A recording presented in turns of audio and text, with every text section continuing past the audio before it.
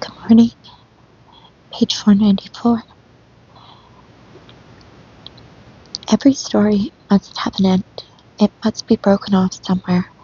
To the best of our modest and inadequate ability, we have followed the history of the archipelago from the crimson volleys which greeted its birth to the pink myths of rehabilitation.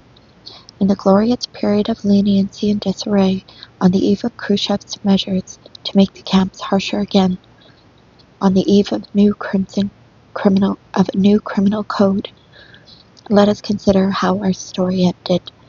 Other historians will appear, historians who, to their sorrow, know the Khrushchev and the post-Khrushchev camps better than we do.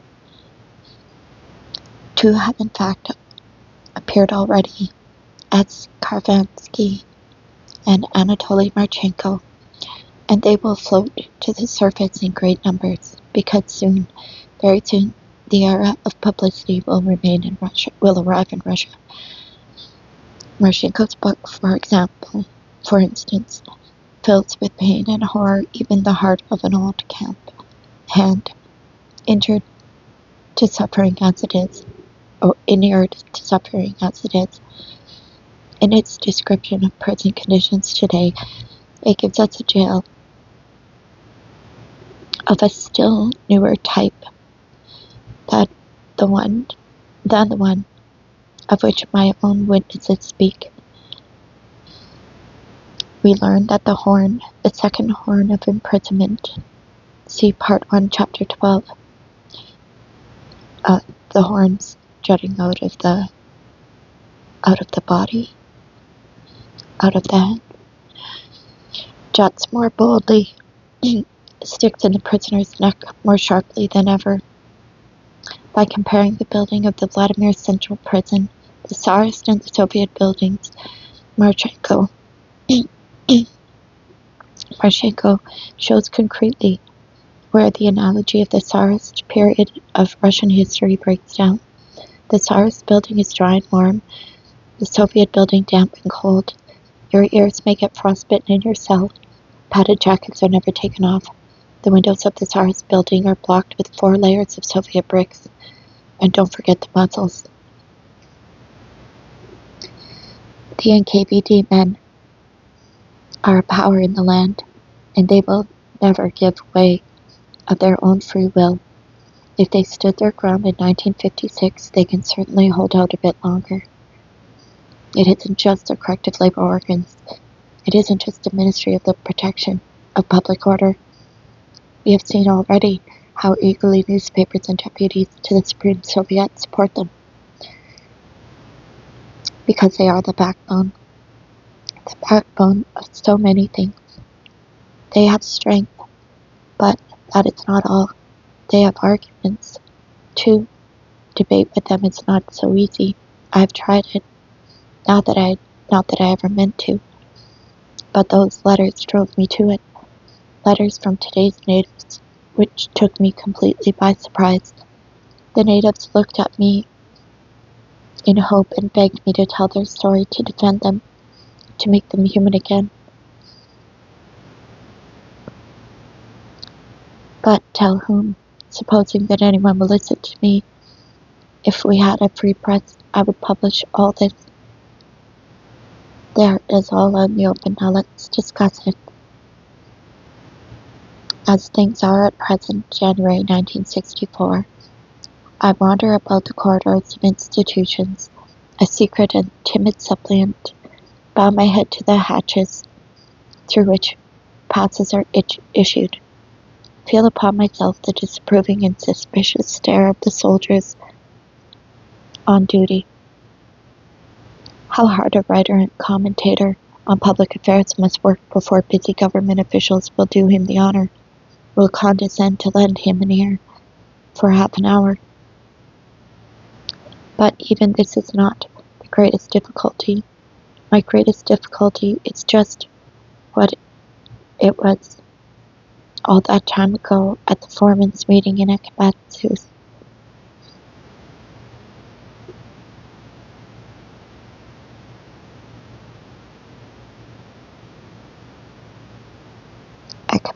prostitutes. What can I talk to them about, and in what language?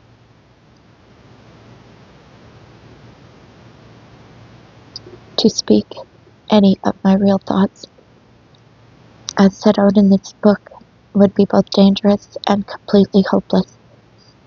Why lose my head in the hushed privacy of an inner office, unheard by the public, unbeknown to all those who long to hear it, and without advancing the cause a single millimeter?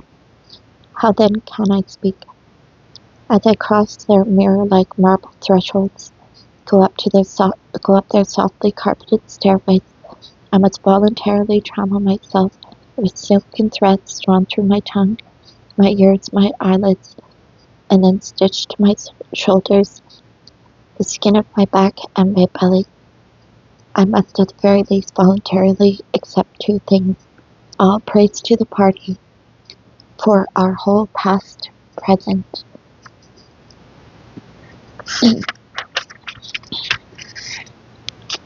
and future.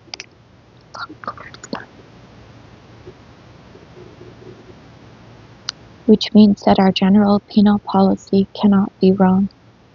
I dare not express my doubts as to whether the archipelago need ever have existed, and I must not maintain that the majority are inside for no good reason.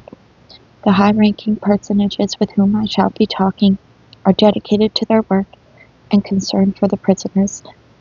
They must not be accused of insincerity, coldness, or ignorance.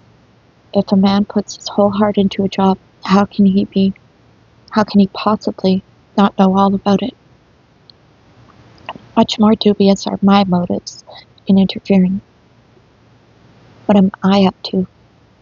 Why me? Why me when I have no official duty to perform? Perhaps I have some dirty ends of my own. Why must I meddle when a party sees everything? I will get it all right with no assistance, and will get it all right with no assistance from me. To make my position look a little stronger, I choose the month of my nomination for the Lenin Prize, and I make my move like a pawn of some importance. He may yet go up in the world and become a rock.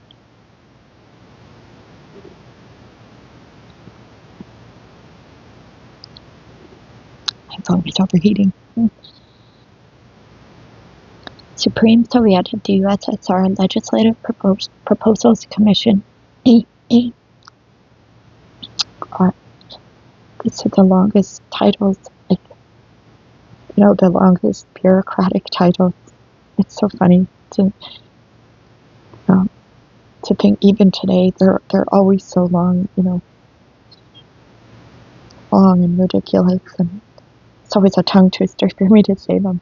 I think I got better at it, but I discovered that it has been engaged for some years in drafting a new corrective labor code, a code that is to govern the whole future life of the archipelago, replacing the 1933 code, which existed and yet never existed, which might as well have never been written.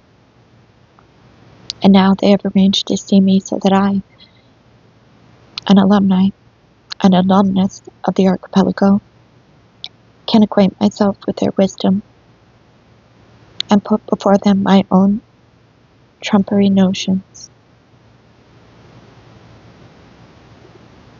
They are 8 in number. 4 of them are surprisingly young boys who may just about have had time to complete their higher education, and then again may not. How quickly they are rising to positions of power. They look so much at home in this marble-floored palace, to which I was admitted with great precautions. The chairman of the commission is Ivan Andreevich Badukin, an elderly man who seems infinitely good-natured. His looks seem to say that if it depended on him, he would disband the archipelago tomorrow. But his role... I'm losing my voice. Excuse me.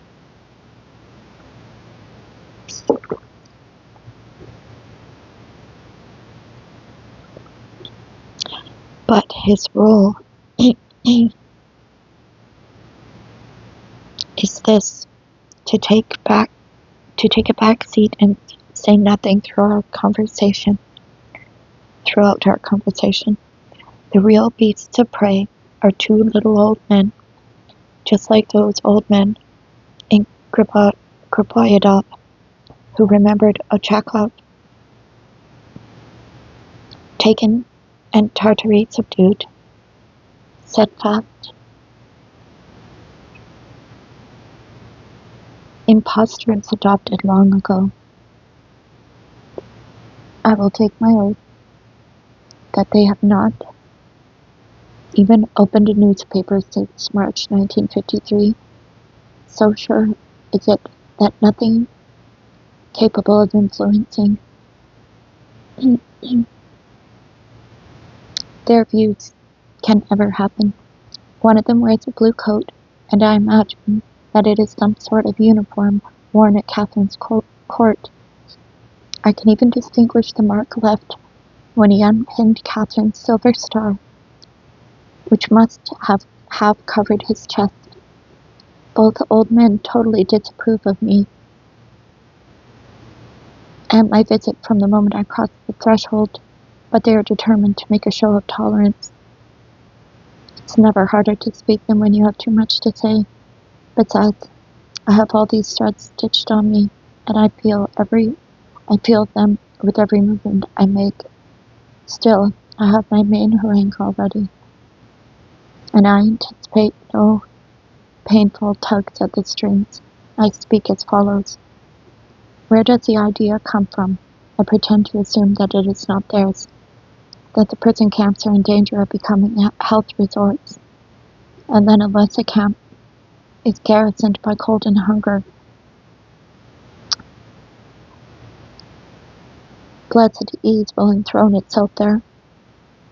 I ask them, in spite of their defective moral experience, to try and imagine the densely ringed stockade of privations and punishments which is the reality of imprisonment. A man is deprived of his native place. He lives with men with whom he has no wish to live. He wants to live with his family and friends, but cannot. He does not see his children growing up. He is deprived of his normal surroundings, his home, his belongings, right down to his wristwatch. His name is disgraced and forgotten. He is deprived of freedom of movement, denied as a rule even of the possibility of working at his own trade. He feels a constant pressure of strangers, some of them hostile to him. Of other prisoners, whose background, outlook, and habits are different from his. Denied the softening influence of the other sex, not to mention the physical deprivation, and even the medical attention he gets is incomparably poorer. In what way does all this resemble a Black Sea sanatorium? Why are they so much afraid of the health resort jibe? No, this thought doesn't bowl them over. They aren't rocked in their chairs by it, so I broaden my theme. Do we or do we not want to restore these people to society? If we do, why do we make them live like outcasts? Why is the whole content of our disciplinary regimes a systemic humiliation and physical exhaustion of prisoners? What advantage is it to the state to make cripples of them?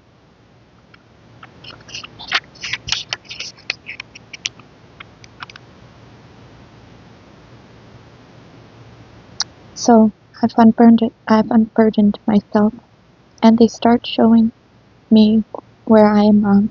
I have no idea of what the present contingent is like. I judge from old impressions. I'm behind the times. Yes, this is my weak spot. I cannot indeed see who is inside now. For habitual criminals sentenced to close confinement, all the things in my list are no privation at all. The present disciplinary regimes are the only thing that can teach them sense. Two painful jerks at my strings. They are the experts here. They know best who is inside. Restore them to society. Yes, of course.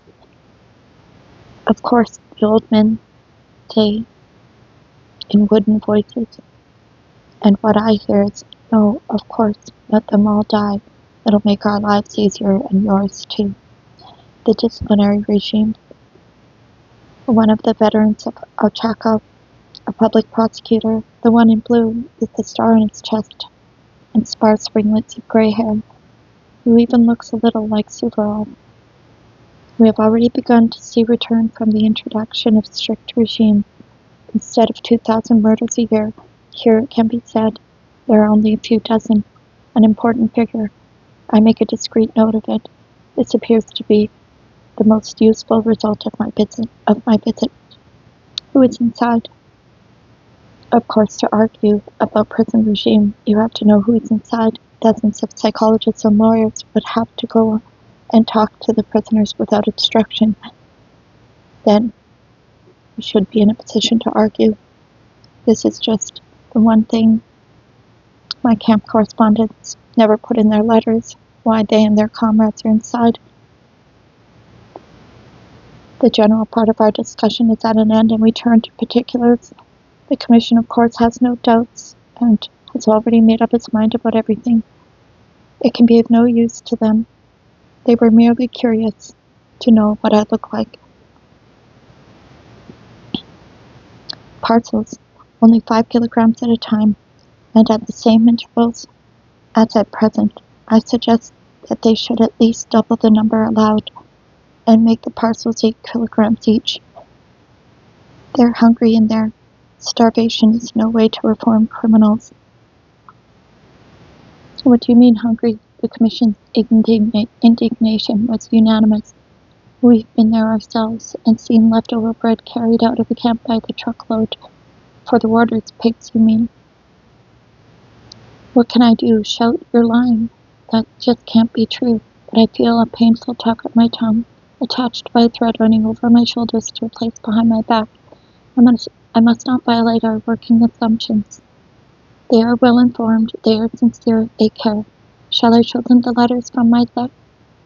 It would all be Greek to them, and the well-thumbed, crumpled scraps of paper would look absurd and contemptible on the red velvet tablecloth.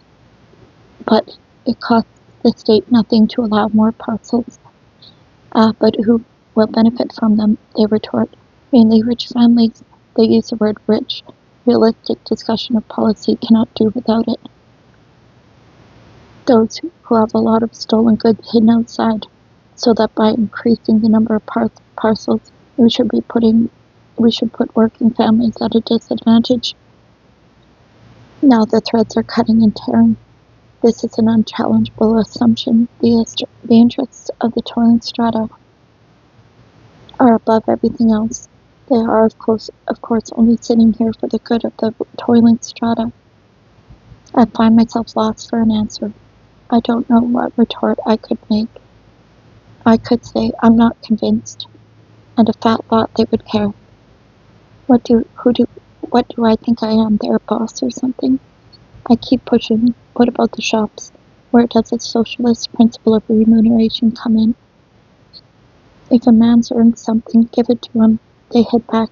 He has to build up reserves for when he is released.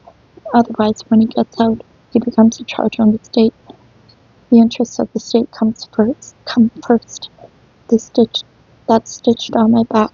I dare not tug at it. Nor can I suggest that prisoners' wages should be raised at the state's expense. Well, at least let their Sundays off be sacrosanct. That's provided for they are. But there are dozens of ways of ruining a Sunday in camp. Say expressly that no one must do so. We can't include such minute regulations in the code. The camps work an 8-hour day. I half-heartedly put it to them that 7 hours is enough, but in my own mind, I know that this is impertinence. It isn't a 12 or a 10-hour day. Will you never be satisfied? Correspondence gives the prisoner a feeling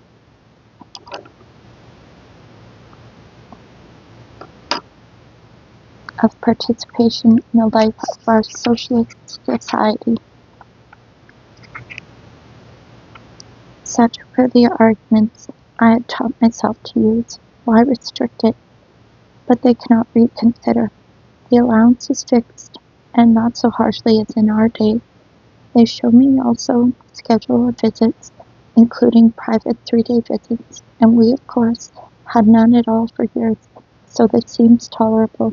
Indeed, the arrangements for visits seem quite generous to me, and I barely restrain myself from praising them. I am tired. I am completely sewn up. I can't stir a muscle. I am doing no good here. It's time to go. And indeed, seen from this bright, festive room, from these comfortable armchairs to the accompaniment of their smoothly flowing eloquence, the camps look not horrible, but quite rational. You see leftover bread by the truckload. Well, would you let these terrible people loose in the community? I remember the master thieves and their ugly mugs. It's 10 years since I was in myself. How can I begin to guess who's in there now? My sort of politicals are supposed to have been freed. The national groups have been released. The other disagreeable old man wants my views on hunger strikes. Surely I cannot disapprove of forced feeding if the food given is more nourishing than gruel. I get up on my hind legs and bellow at them that a Beck has every right not only to go on hunger strike, his only means of self-defense, but to starve himself to death. My arguments seem crazy to them, but I am also not. I cannot talk about the connection between hunger strikes and public opinion in the country at large. I leave, feeling tired and jaded. I even feel a little less sure of myself, whereas they are not the least bit shaken. They will do just as they please, and the Supreme Soviet will confirm it unanimously.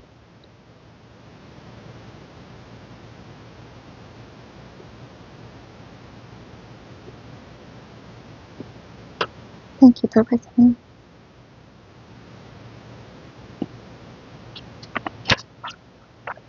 Have a good day.